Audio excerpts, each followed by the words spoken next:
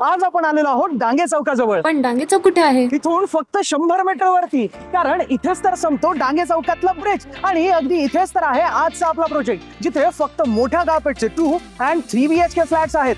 चला तर माझ्यासोबत. अरे वा, किती भारी आहे ना.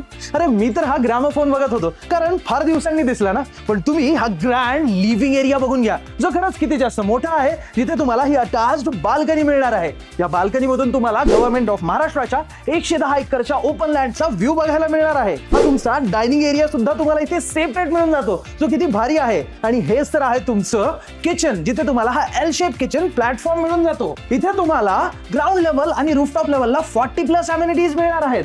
आणि तुमचा इन्फिनिटी पूल 35th फ्लोअर वरती असणार आहे. आता या किड्स बेडरूम मध्ये या बे विंडोत बसून तुमच्या मुलांना अभ्यास करायला किती मजा येईल ना.